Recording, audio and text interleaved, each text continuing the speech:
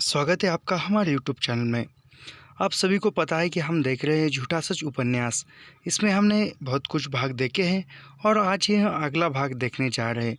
इसके पहले भाग में हमने देखा कि तारा और श्यामा जो है वह एक दूसरे से बात कर रहे हैं और श्यामा जो है उसका जो अकेलापन है, उसके अंदर जो काम की आतुरता है वह बात कर रही है। और वह सब कुछ सुनने के बाद तारा अपने घर आई है और वह घर आकर सोचने लगी है। यहाँ तक हमने देखा था। इसके आगे अभी देखेंगे।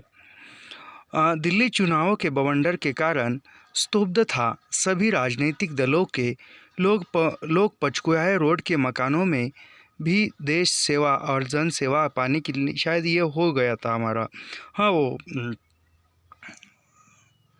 वहाँ यानी चुनाव चल रहा था दिल्ली में, तो सभी दीवारों पर बैनर वो एक विज्ञापन लगाए जा रहे थे चुनाव पार्टियों के। और कोई ऐसे भी लोग थे वहाँ अन्य बच्चों से कहकर वहाँ जो विज्ञापन जो पोस्टर बैनर लगाए हुए वह निकाल कर उसकी जगह पर दूसरे बैनर चिपकाना, या जो भी बैनर पर वाक्य लिखा हुआ है, घोषणाएँ लिखी, उसके जो अन्य जो आवारागर्दी करने वाले जो लड़के हैं उनसे कहकर उसमें अपशब्द लिखवाना, ऐसा वह चल रहा था।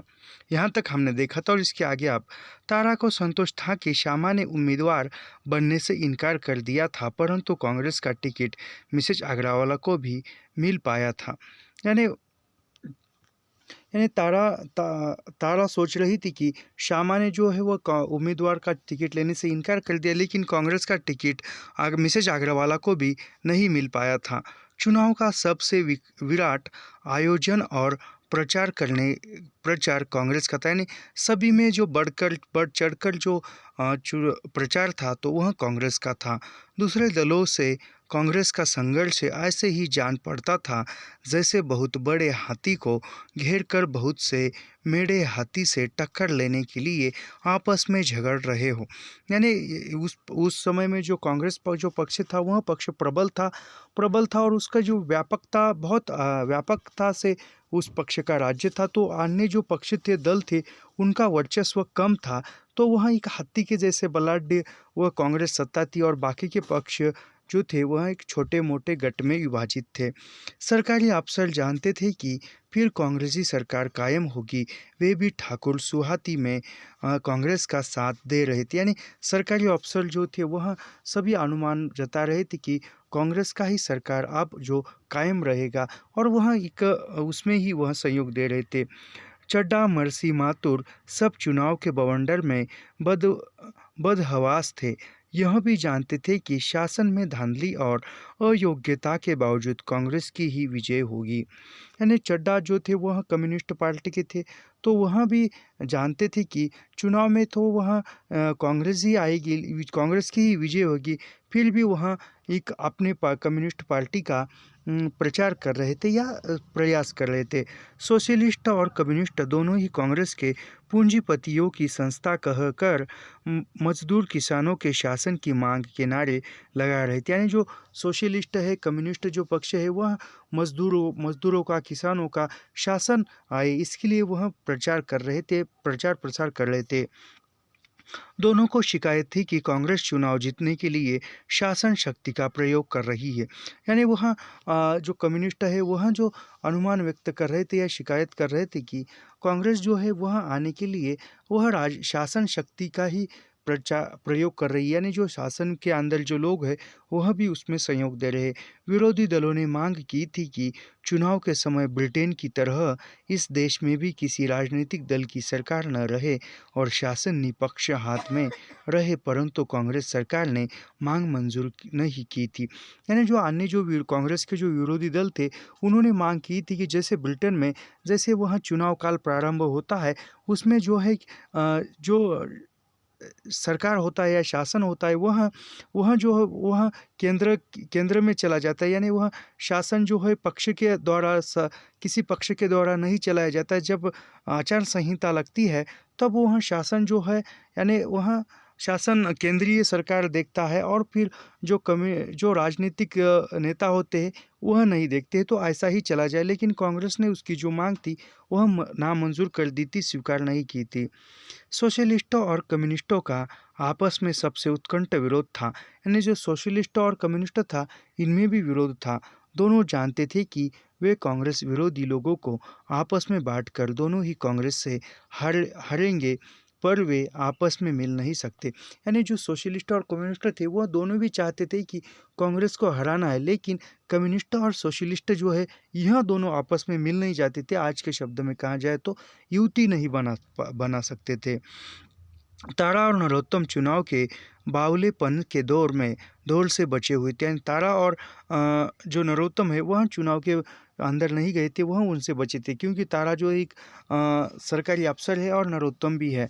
सरकारी अफसर होने के कारण उनसे चुनाव के प्रचार में भाग लेने की आशा नहीं की जा सकती थी। यानी सरकारी अफसर थे तो नरोत्तम और तारा उसमें चुनाव के प्रसार प्रचार में कोई भाग नहीं दे सकते और आशा भी नहीं थी।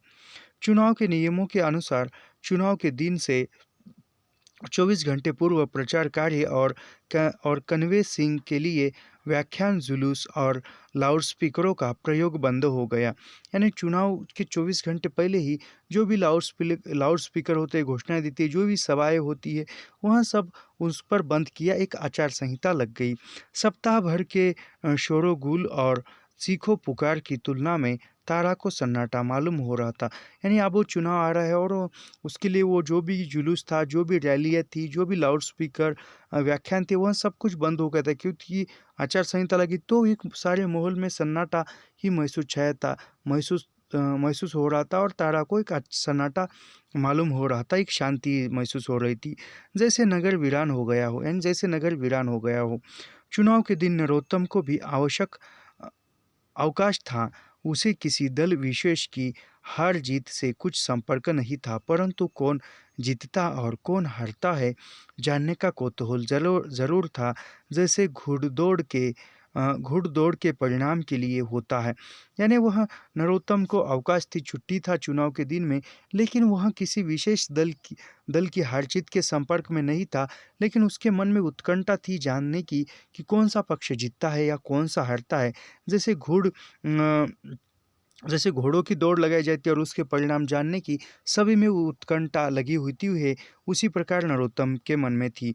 पड़ोसी हर सुख राय ने उससे जनसंघ के उम्मीदवार के जीतने पर 5 रुपए की शर्त लगाई थी। यानी जो पड़ोस का उसका जो हर सुख राय था, उसने नरोत्तम से जो जनसंघ का उम्मीदवार जीतने पर 5 रुपए की शर्त लगाई थी। अग्रवाला साहब के मित्र राय नवीनचंद कांग्रेस के खिलाफ इंडिपेंडेंट खड़े हुए थे। यानी जो अग्रवाला के खिलाफ मित्र जो थे वह नवीनचंद यह कांग्रेस के खिलाफ खड़े हुए थे। इंडिपेंडेंस यानी वो अपक्ष। स्वतंत्र भारत में यह पहला चुनाव हो रहा था। नरोत्तम शहर के पश्चिम भाग के पोलिंग स्टेशनों के सामने घूम रहा था। यानी भारत स्वतंत्र होने के बाद यह पहला चुनाव हो रहा था और नरोत्तम जो था वह पश्चिम पोलिंग स्टेशनों के सामने घूम रहा था।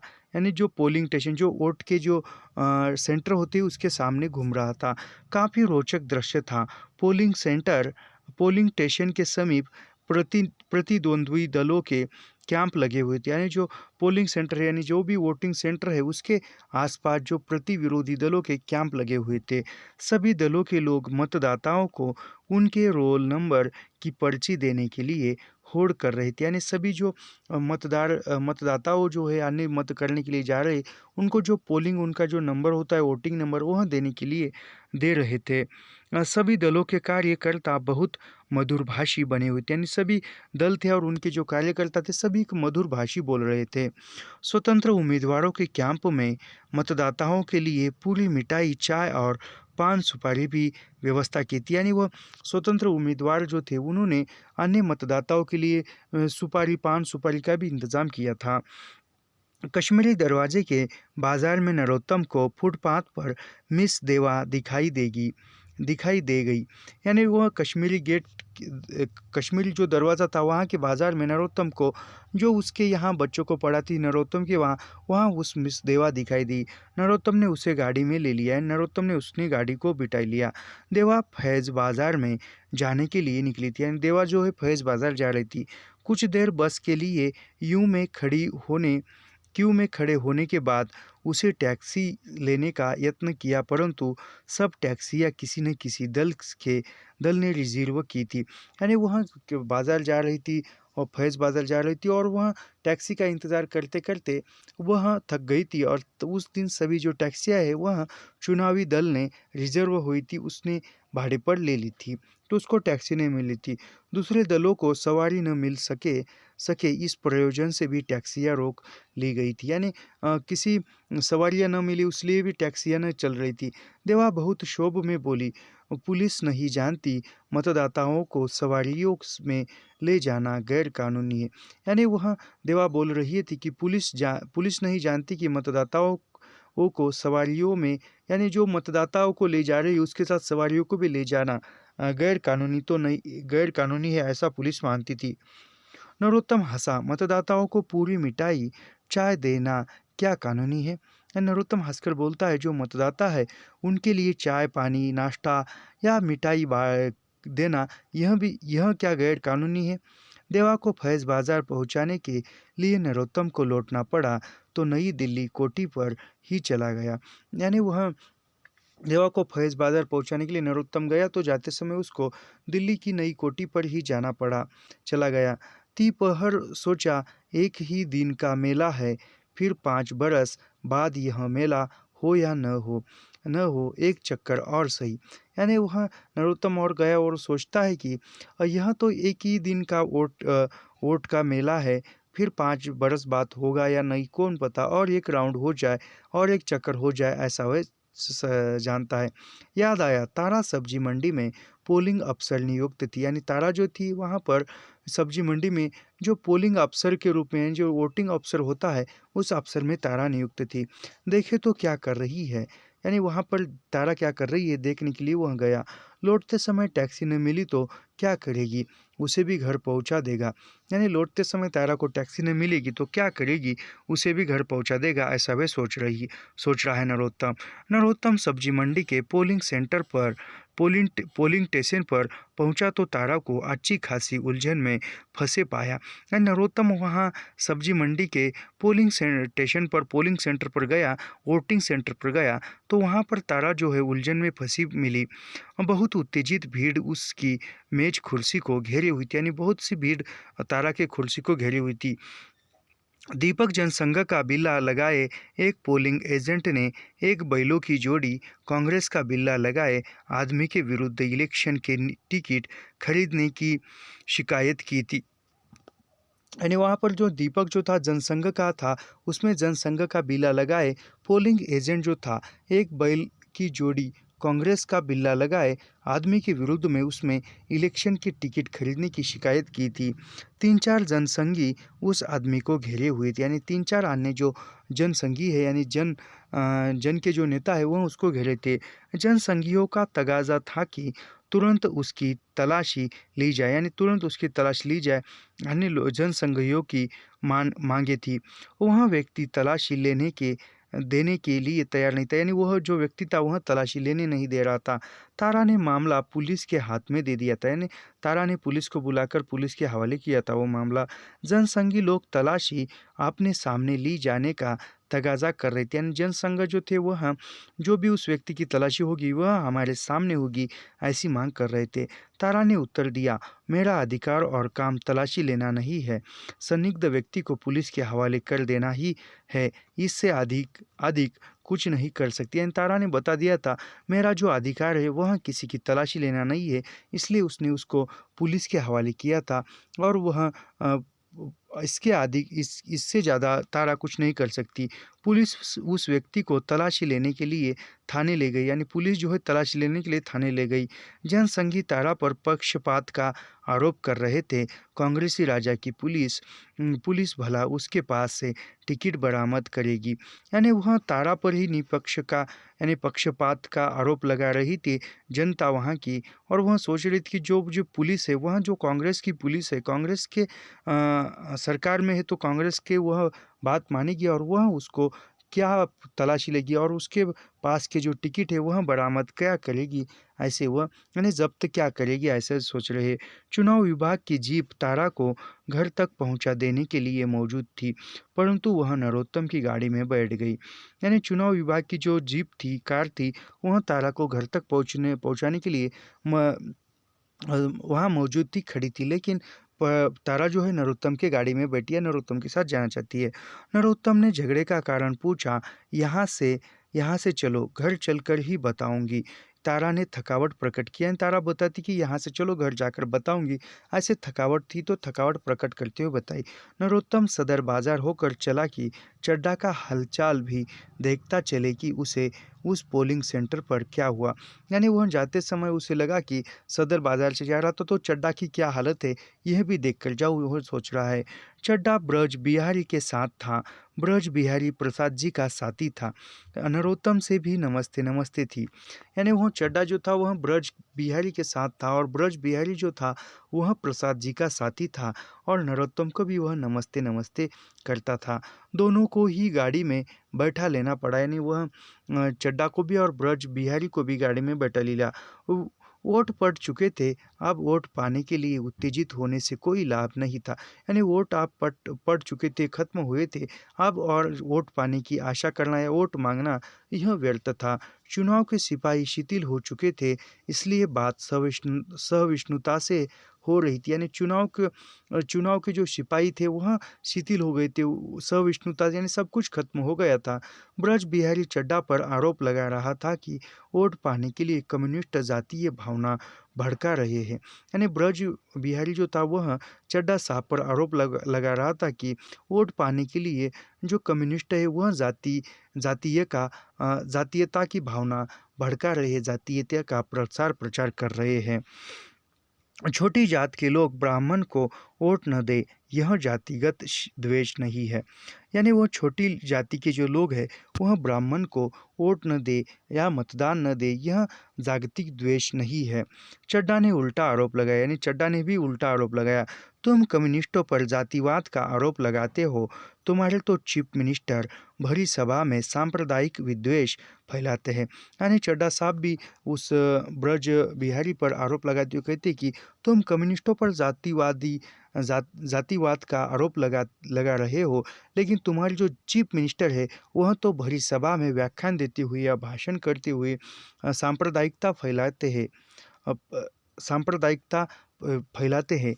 लखनऊ की सभा में यूपी के चीफ मिनिस्टर ने कहा है जो लोग भगवान पर विश्वास नहीं करते उन्हें किस पाप से डर हो सकता है।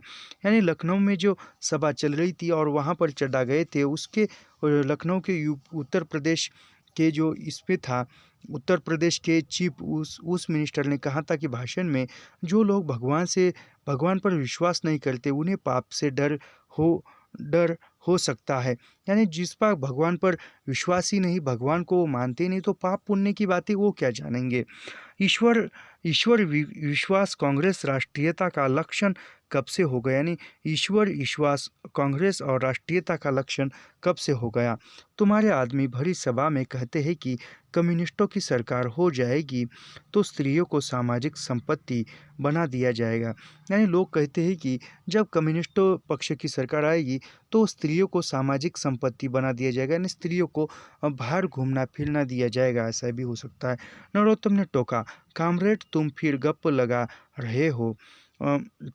नरोत्तम ने टोकर कहा कि कामरेड यानी चड्ढा को कहता है कि तुम जो हो फिर गप लगा रहे हो, तुम फिर से बातें कर रहे हो, मैंने अपने कानों से सुना। यानी वो कह रही कि मैंने अपने कानों से सुना।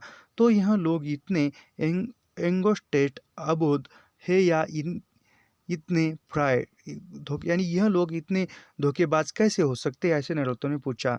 All is fair in love and election, प्रेम और चुनाव में सब जायज़, यानी वह कहते हैं कि प्रेम और चुनाव में सब कुछ जायज़ है। ब्रज बिहारी चड्ढा की खिसकियाहट पर हंसकर बोला, यानी ब्रज बिहारी जो है वह चड्ढा की बात पर हंसकर बोला, कामरेड एक ही चोट में तिल मिला गए, क्या खाकर कांग्रेस का मुकाबिला करेंगे। यानी वह बात सुनकर ही जो कम्युनिस्ट है वह कामरेड जो है वह तिलमिला उठे और वह क्या खाकर या किस शक्ति से वह कांग्रेस का मुकाबला करेंगे। चुनाव के प्रचार की करामत क्या हो सकती है, इसका नमूना देखना हो तो सन 1935 के चुनाव की बात सुनिए। यानी वह कहते हैं ब्रज बिहारी जी कि चुनाव के प्रचार की करामत देखना हो तो जब इससे पहले 1935 में चुनाव होता, इसकी बात सुनिए। जब पहली कांग्रेस सरकार बनी थी, कांग्रेस की बिल्कुल मामूली स्त्री उम्मीदवार ने देश प्रसिद्ध राजनीतिक नेता लीडर के सांप्रदायिक CY चिंतामणि को पछाड़ दिया। यानी वह कहते हैं कि पहली बार जब कांग्रेस की सरकार बनी थी तो कांग्रेस की यानी बिल्कुल कुछ गिनी चुनी स्त्रियां ही उम्मीदवार ने देश प्रसिद्ध राजनीतिक नेता, यानी देश के प्रसिद्ध जब के राजनीतिक नेता जो थे लीडर के संपादक CY चिंतामणि को पछाड़ा था। यानी उस स्त्री ने कांग्रेस के स्त्री उम्मीदवार ने उस चिंतामणि को, यानी जो लीडर था बड़ा चिंतामणि, उसको पछाड़ा था, यानी उसको गुस्सा निकाला था उस पर। वह तो ऐतिहासिक है, चड्ढा ने अपना कान छू लिया, उसका मुकाबिला तो कहीं नहीं मिलेगा। यानी चड्ढा कहते कि ये वह तो बात ऐतिहासिक है और वह ऐसा कहते हुए खुद के कान छूते हुए उसका मुकाबला कैसे हो सकता है, ऐसा वह कहते हैं। क्या क्या नरोत्तम ने उत्सुकता प्रकट की। नरोत्तम कहता है कि क्या बोले, उसने उत्सुकता से पूछा। हाँ बताइए, तारा ने भी अनुरोध किया, यानी तारा ने भी अनुरोध किया कि हाँ बताए। अरे भाई, चिंतामणि उदार दल के थे, यानी चिंतामणि जो थे वो उदार दल के थे, चुनाव में कांग्रेस के मुकाबले खड़े हो गए थे। यानी चिंतामणि उदार दल के थे और कांग्रेस के विरोध में वह खड़े हो गए थे। लगभग 20 बरस से यूपी इलाहाबाद के एकमात्र अंग्रेजी राष्ट्रीय पत्र के संपादक थे। यानी वह लगभग 20 वर्ष तक यूपी यानी उत्तर प्रदेश इलाहाबाद के एकमात्र अंग्रेजी राष्ट्रीय पत्र के वह संपादक थे। मुकाबले में कांग्रेसी टिकट पर उम्मीदवार थी एक राजपूत स्त्री, यानी वह जो संपादक के विरुद्ध में खड़ी थी एक राजपूत की कांग्रेसी स्त्री, यानी कांग्रेस की तरफ से एक राजपूत की स्त्री खड़ी थी। आगरे का देहाती चुनाव क्षेत्र तुम जानते हो, पूरे देश में 10% साक्षर है। यानी जो आगरा का जो क्षेत्र है चुनाव क्षेत्र, वह लगभग 10% साक्षर है उस जमाने में। अंग्रेजी जानने वाले कितने हो सकते हैं, यानी अंग्रेजी भाषा जानने वाले कितने हो सकते हैं, केवल गिने चुने। 30 पर देहात का मामला, यानी उस पर देहात का मामला, यानी देहात के लोग, वहाँ लोग अंग्रेजी और अंग्रेजी पत्र के संपादक को क्या जानते और CY चिंतामणि को क्या जानते। यानी वहाँ अनपढ़ लोग उस क्षेत्र में ज़्यादा है, तो वह अंग्रेजी पत्र को या अंग्रेजी पत्र के संपादक को क्या जानते थे। कांग्रेसी भाइयों ने प्रचार कर दिया, बोले राजपूत की बिटिया को वोट दोगे या इलाहाबाद की रंडी बाई चिंतामणि को वोट दोगे। यानी वह कहते हैं कि कांग्रेस ने वोट दिया कि राजपूत की बेटियों को, कांग्रेस ने प्रचार किया कि राजपूत की बेटियों को वोट देंगे या अन्य जो भली ऐसे ही चिंतामणि को वोट दोगे, या जो अंग्रेजी के संपादक है उसको। कांग्रेस की उम्मीदवार स्त्री जीत गई, यानी कांग्रेस की उम्मीदवार जो राजपूत की बेटी थी वह जीत गई। चिंतामणि जाकर गांधी जी के सामने रोने लगे, यानी चिंतामणि जाकर गांधी जी के सामने रोने लगे। देख लो प्रचार के साधनों के मालिक क्या कहते हैं, यह पूंजीवाद प्रजातंत्र की स्वतंत्रता है और कांग्रेस की अहिंसा। यानी वह जाकर चिंतामणि गांधी जी से मिले और गांधी जी के पास जो भी उसका दुख है वह व्यक्त कर रहे हैं। तब वह कहते हैं कि देख लो प्रचार के साधनों के मालिक क्या कहते हैं, यानी जिन्होंने प्रचार किया उसके मालिक क्या कहते हैं। यह पूंजीवादी प्रजातंत्र की स्वतंत्रता है और कांग्रेस की अहिंसा। चड्ढा ने टिप्पणी की कि यह जो कांग्रेस की अहिंसा है, हद हो गई। गांधी जी ने क्या कहा, नरोत्तम ने पूछा। फिर नरोत्तम पूछता है कि हद हो गई, गांधी जी ने क्या कहा, यह नरोत्तम ने पूछा। गांधी जी ने बहुत दुख प्रकट किया। बेचारे क्या कर सकते थे, यानी गांधी जी ने दुख व्यक्त किया और इसके अलावा गांधी जी भी क्या कर सकते थे, क्या बता सकते थे। नहीं, मैं पूछता हूँ, गांधी जी ने इसके विरुद्ध अनशन नहीं किया और कांग्रेसी उम्मीदवार के इस्तीफा नहीं दिलाया। यानी वह नरोत्तम जानना चाहता है कि इस पर गांधी जी ने अनशन नहीं किया, उपोषण नहीं किया और उस कांग्रेस का जो नेता स्त्री जीत कर आई थी उस पर इस्तीफा नहीं दिलवाया। हमने तो कहा all is fair in in love and war and election is एक बार। यानी वह कहती कि चुनाव में और प्रेम में एक कुछ भी जायज़ है, यानी कुछ भी वहाँ पर हो सकता है, ऐसा कहती कि यह गांधी जी का निजी मामला थोड़ी ही था। यानी वो गांधी जी का निजी मामला थोड़ी था, वो तो पूरे जनता का था, देश का था, पूरे पक्ष का था। नरोत्तम ने तारा के मकान के नीचे गाड़ी खड़ी कर दी। तारा को सौजन्य के नाते कहना पड़ा, ऊपर आइए, आप लोग बहुत थके हुए हैं, एक प्याला चाय। यानी वहाँ सभी लोग, गाड़ी खड़ी हुई तो तारा को इच्छा न होते ही उनको कहना पड़ा कि एक आत्मीयता के नाते कि ऊपर आइए, एक गिलास, एक आप लोग थके हुए, एक गिलास चाय, एक प्याला चाय पीजिए। चड्ढा तुरंत उतर पड़ा। नरोत्तम को भी आपत्ति नहीं थी। ब्रज बिहारी भी साथ ही गया, यानी सभी लोग वहाँ चाय पीने गए। नरोत्तम ने तारा से पूछा, हाँ, तुम्हारे स्टेशन पर टिकट बेचने खरीदने का क्या झगड़ा था। यानी नरोत्तम ने तारा से पूछ लिया कि तुम्हारे स्टेशन पर, यानी तुम जिस पर ड्यूटी थी वहाँ पर क्या झगड़ा था। और टिकट तो बूथ में जाते समय ही मिलता है और पेटी में डाल दिया ही दिया ही निकलते हैं। यानी वो कहती कि जो टिकट है चुनाव का, वह तो बूथ में जाते समय, यानी जो वोटिंग रूम में जाते समय ही मिलता है और वो पेटी में डालने, यानी उस ज़माने में आज के जैसे मशीन वो नहीं थे, तो वहाँ एक चिट्ठी थी या कोई उसकी निशानी होगी, तो उस प्रकार का था। न डाले तो दोबारा जो तो जा नहीं सकते, यानी किसी ने अंदर जाकर न डाला वो चिट्ठी उस पेटी में, तो वह दोबारा अंदर नहीं जा सकता था और दोबारा जाकर चिट्ठी नहीं डाल सकता था। हाथ पर निशान जो बना देते हैं, यानी हाथ पर निशान बना देते हैं कि अंदर जाता है, तो ब्रज बिहारी हंस दिया। चड्ढा ने तारा को बोलने का कष्ट न देने के लिए समझाया। यानी ब्रज बिहारी हंस दिया और चड्ढा ने बोलने का कष्ट तारा पर न देकर वह समझाने लगा। तुम टिकट लेकर बक्स में न डालो, साथ लोटा लाओ, मुझे बेच दो, मैं तुम्हारे बाद जाऊं। बूथ में कोई देख नहीं सकता, मैं 100 टिकट एक साथ डाल सकता हूं। यानी वह कहते हैं कि तुम टिकट लेकर बक्से में डालो या न डालो, तुम टिकट लेकर बाहर वैसे ही आओ, यानी वह टिकट बाहर लाओ और मुझे दे दो, मैं तुम्हारे बाद जाऊं। बूथ में कोई देख नहीं सकता, यानी वहाँ जाने के बाद वह कौन सी चिट्ठी डाल रहा है कोई देख नहीं सकता। मैं 100 टिकट एक साथ डाल सकता हूँ, यानी कोई नहीं देख सकता और 100 जो टिकट है वो मैं एक साथ उस पेटी में या बक्से में डाल सकता हूँ। माई गॉड, तौबा, यानी माई गॉड, यानी ये हे भगवान, हे परमेश्वर, ऐसे करते हैं। नरोत्तम ने बहुत गहरी सांस खींची। इन उपायों से देश सेवा और जन सेवा कर सकने की स्पर्धा में चुनाव लड़े जाते हैं। यानी वह कहता है नरोत्तम, जो जन सेवा और देश सेवा करने के लिए उसमें स्पर्धा यानी प्रतियोगिता होती है और प्रतियोगिता करके चुनाव लड़े जाते हैं। इन उपायों से असेंबली में जाओगे तो वहाँ जाकर क्या नहीं करेंगे, यह प्रजातंत्र सरकार कायम करने का तरीका है। यानी वह नरोत्तम कहता है कि ऐसे यदि कोई भी जाएगा और जो सच है वो झूठ का सहारा लेकर वह क्या बोलते हैं हम उसको वोट पा लें और जीत कर आएगा, तो यानी योग्यता नहीं फिर भी उस कुर्सी पर असेंबली में पार्लियामेंट में जाकर क्या काम और जनता का भला कर सकता है, ऐसी वह बात है। वह नरोत्तम कहता है, डायरेक्टर कहाँ से आएगा, तारा ने पूछ लिया। यानी तारा ने पूछ लिया कि डायरेक्टर कहाँ से आएगा।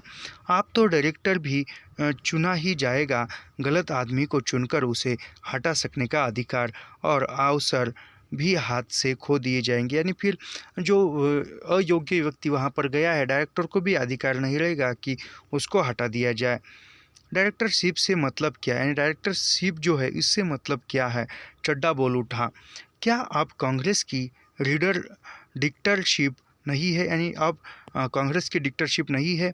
सब सरकारें डायरेक्टर ही होती है, यानी सब जो सरकारें है वहाँ डायरेक्टर होती है। किसी भी सरकार की शक्ति और अधिकार पर केवल सरकार की अपनी इच्छा और निर्णय की ही सीमा होती है। यानी किसी भी सरकार के शक्ति और अधिकार पर केवल सरकार की भी इच्छा होती है और सरकार का भी निर्णय उस पक्ष को या अधिकार में जो सत्ता है उसको मानना पड़ता है।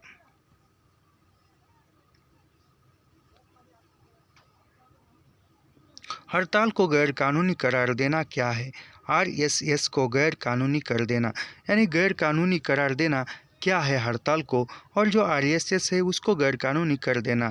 सब कम्युनिस्टों को गिरफ्तार कर लेना, संदेह मात्र एक गिरफ्तार कर लेना और प्रोवेटिव डिक्टेशन बिना मुकदमा चलाए कैद, यानी वह जो कम्युनिस्ट है उसको गिरफ्तार करना और उस पर कोई मुकदमा न चलाए, उसको न्यायालय में ले जाए और उस पर कैदी बनाया जाए का कानून क्या है? या ऐसा कानून कैसा है? वो बोल रहे कम्युनिस्टों को सरकारी नौकरी न देने का हुक्म क्या है? यानी कम्युनिस्ट जो है उसको सरकारी नौकरी में जगह नहीं है, सरकारी नौकरी न देना ये कैसा हुक्म है? तुम्हारी सी फैक्ट्री से 5,000 मजदूर कम्युनिस्ट होने के संदेह में निकल दिए गए हैं। यानी जो कंपनी में फैक्ट्री में काम करने वाले जो 5,000 मजदूर थे वह कम्युनिस्ट होने के कारण उसको कंपनी से या फैक्ट्री से निकाल दिया गया है। वह क्या है? डायरेक्टरशिप और क्या होती है? यानी डायरेक्टरशिप यही होती है। प्रश्न यही है कि सरकार का लक्ष्य किस श्रेणी का हित है? डायरेक्टरशिप चारों की ही है, मेहनत करने वालों की। यानी डायरेक्टरशिप जो है वह जितने मेहनत करते हैं उतनों के ही बारे में सोचते हैं। नरोत्तम ने समझा तारा थकी होने के कारण उब रही, यानी नरोत्तम ने समझा जो कि तारा जो है वह तो वह उब रही है, थकी हुई है। खड़ा हो बोल उठा, यानी खड़ा होकर बोल उठा नरोत्तम, भाई मुझे देर हो रही है, आप लोग चले तो कनॉट प्लेस पहुंचा दूं। यानी नरोत्तम कहता है कि मुझे चलना चाहिए, मैं जा रहा हूं और आप लोग कहे तो मैं आपको कनॉट प्लेस तक छोड़ दूं। चुनाव के बवंडर के साथ साथ तारा के मस्तिष्क में श्यामा की बातें से उठा बवंडर भी शयने बैठता जा रहा था। यानी चुनाव के बवंडर के कारण जो श्यामा की जो बातें थी, श्यामा की बातें सुनकर जो भी तनाव आया था वह कम होने लगा था। श्यामा के प्रति उसे वैसी ही सहानुभूति हो गई थी जैसे किसी रोगी बहन के प्रति होती थी। यानी श्यामा के प्रति तारा को इस प्रकार सहानुभूति हो गई थी जैसे कोई रोगी बहन की प्रति होता है। ख्याल आ जाता मैसेज डे उतना। यानी आज की वीडियो में इतना ही, मिलते हैं अगले वीडियो में। धन्यवाद।